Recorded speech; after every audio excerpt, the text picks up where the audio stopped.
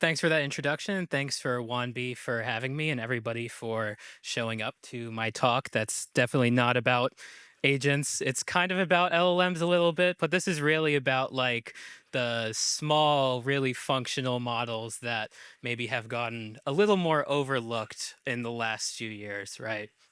Um, so I wanted to introduce like the problem that we sort of deal with at Zephyr first, and that is social media classification. And what we do is basically service brands, typically Fortune 100 brands, in getting around the content that they want to get around and staying away from the content that they don't want to be around, right? On social media, it can be like really, really concrete, like you see content to avoid. Like a lot of brands don't want to be around content that is overly profane, that has hate speech, that has misinformation, that has violence, etc. There's a lot of different categories that brands are interested in staying away from. As well as that, are a lot of categories that brands actively want to be near, and this is typically dependent on their vertical, right? So, a pet food brand will probably want to be around social media content that has to do with pets, right? Same thing with like a car brand wanting to be around content that's like automotive related, and there's like so many different categories. Like, I have 50 plus here, but realistically, there's probably been like over 100 in the last like 3 years. We just don't always run like every single model at once because the thing about brands is that their interest is oftentimes fleeting, and stuff that happens on social media changes very frequently. So we have to constantly update these models. We have to constantly train new models, novel concepts, novel trends. It becomes a bit of a headache, right? What it used to look like before the label factory process that I'm sort of going to describe is we have a team of multilingual social media experts. The thing about social media is that it is everyone from around the world is using it, and people have widely different slangs, widely different environments that they live in. The social media would probably shock you if you've never seen it from like a different country than like the country that you're like actively in and utilizing it in, right? So we start with our social media experts that basically define policy for these concepts that we're talking about. Again, it can be really, really concrete of a policy like profanity. The presence of profane words is going to be it's probably going to classify the entire post as profane, right? Very concrete. There are far more nebulous concepts, right? You can think of maybe a candy brand not wanting to be around, say, content that glorifies like excessive eating, or that glorifies, or that like is anti-sugar or anti like, or is like health related content, right? Candy brands that wasting their time around that content for the most part, right? So our policy team defines a content policy for each one of these of concepts that I'm talking about here. And what we do is we basically have access to a large corpus of social media data that is across all of the most popular platforms, right? So we partner with TikTok, with Meta, with, Meta slash Instagram, I should say, with Snapchat, and with YouTube. And what they are doing is they're basically finding examples of the content that that we're interested in for a given concept, right? If we're training an automotive model, we want to make sure that we are accurately representing these total sphere of automotive content that exists across platforms, right? And across platforms, like if you think of a YouTube video, it's very, very different from like a TikTok, right? So like doing this sourcing and doing this classification is absolutely like not straightforward and can't always be equally applied across all the different mediums, right? So it's a very challenging task, and it's especially challenging when you consider the number of concepts that we have to do, right? You could see that this entire process of creating the policy, doing the sourcing, doing the manual review that's necessary to create a training set for a small classifier, this could take anywhere from, say, a week if it's a relatively simple concept to multiple months if it's a complicated concept that has a lot of back and forth between we create our first model, we have a version one of our policy, right? Somebody disagrees with it, somebody's not happy with the classifications for it. Maybe the classifications are just inaccurate for one reason or another. This entire process sometimes has to repeat. So when you're talking about so many concepts, and we don't have so many people, I should say, in our content policy team, it became very unwieldy to manage all of this, right? So, with the I'm going to talk about LLMs a little bit now. With the introduction of LLMs, what we're able to basically do is create a new sort of way of collecting these labels and training these classification models. So it starts very similarly to the original sort of paradigm, right? We have a policy that's well defined, that is representative of the content that we're looking for, sort of what defines a positive in whatever concept we're talking about. We also have what we refer to as a holdout set. Some people are probably familiar with the term. I feel like a lot of people use it wildly differently at various companies, but it basically means like this is our set of like blessed data that has been reviewed by our human content policy team. And this is like what we are using to benchmark our models, right? So we have some set of content from across platforms, and this is our final say of like the model that we're producing from this process is either good or not good. So these are sort of our inputs to this process. Everything else is pretty much entirely automated, from the sourcing of content all the way to the labeling of content and training the classifier and doing that sort of iteration that used to take, weeks to months, and doing it within 5 hours, within a day, within 2 days to get a high quality model, right? Um, so what we really try to focus on in our what we call, this is our label factory process, patent pending, by the way. And what we try to do is ensure that once you train one classifier, you have a route to improve it, right? It's not often that the first classifier that you train is going to be accurate enough, precise enough for the concept that you are trying to do. So it often takes multiple iterations of, say, you have one set of policy, you create one model, you have one set of source data. It might not be good enough. You might have to resource for more data, change like your training set, or change like the policy, which is going to influence the labels that are produced by the LLM. So I want to talk a little bit about like how this classification actually happens, right? So we are getting to more of like this. This is like sort of a YAML style format that we use to define our policies. And our policies are broken down into two different sort of like functional blocks.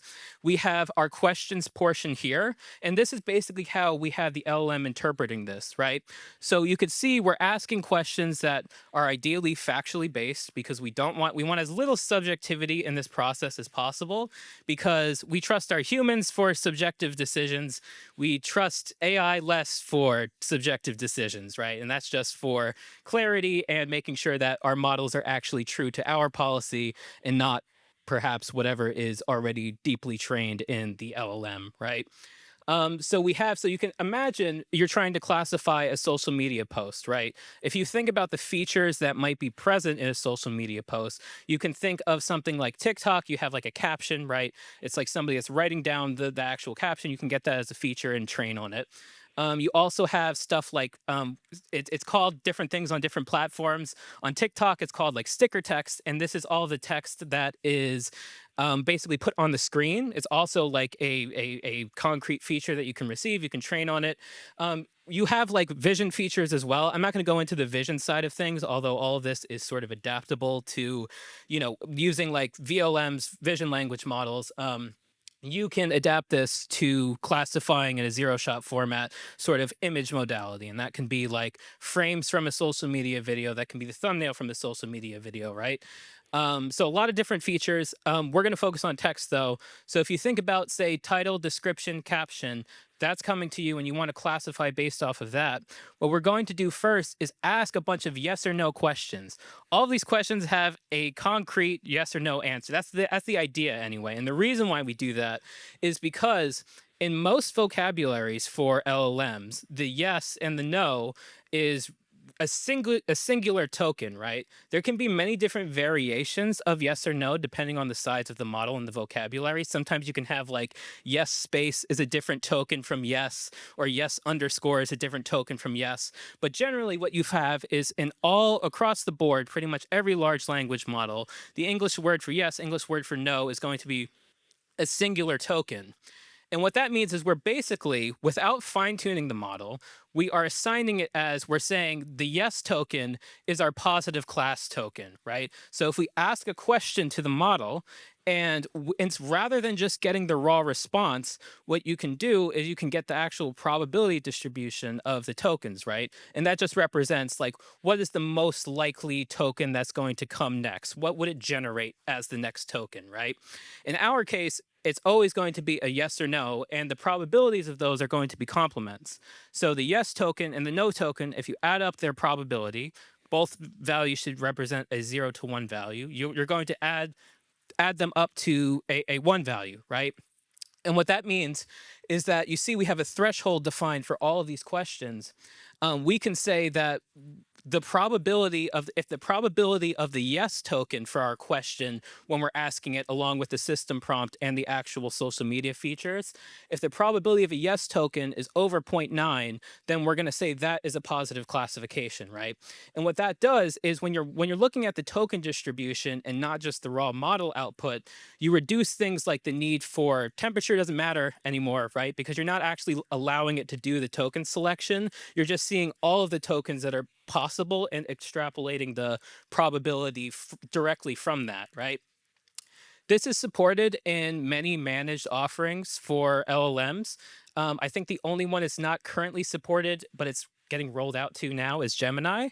Their older models have support for it was commonly referred to as in these APIs is log probs, stands for logarithmic probabilities. You need to do some work to convert them to linear probability so you can do this sort of thresholding. It's very, very simple.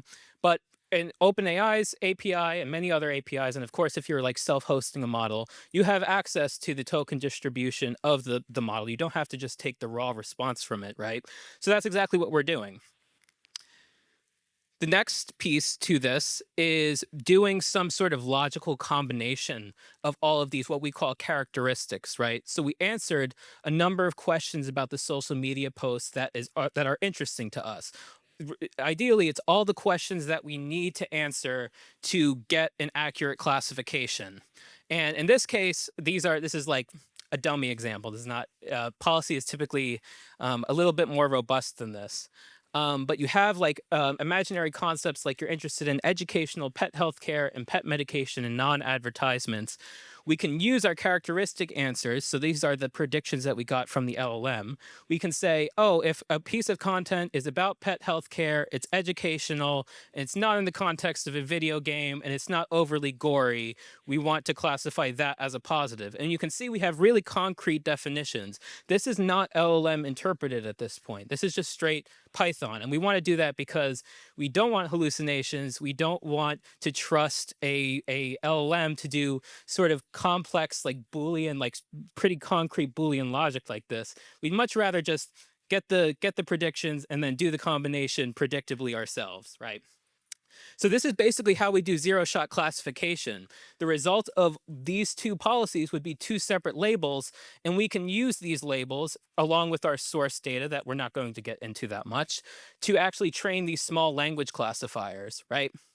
And this has accelerated the speed at which we can get these models out. We can retrain these models. We've become so much more agile to the sort of changing landscape of social media, as well as new expectations from brands, because we are all in the AI world where we can presumably type anything into ChatGPT and get an answer. So there's a larger expectation for being like agile and being able to apply the most modern LLM solutions to the problem space, right?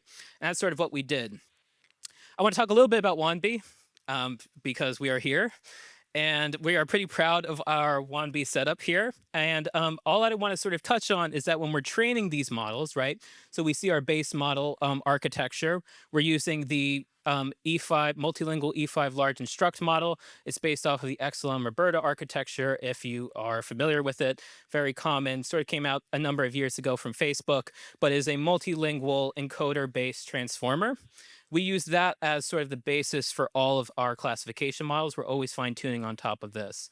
And you can see everything that we're doing, all of these automated processes are stored in WandB, right? And we're tracking simply like the pseudo labeling is what we call the process of taking an LLM and a policy and doing this zero-shot classification.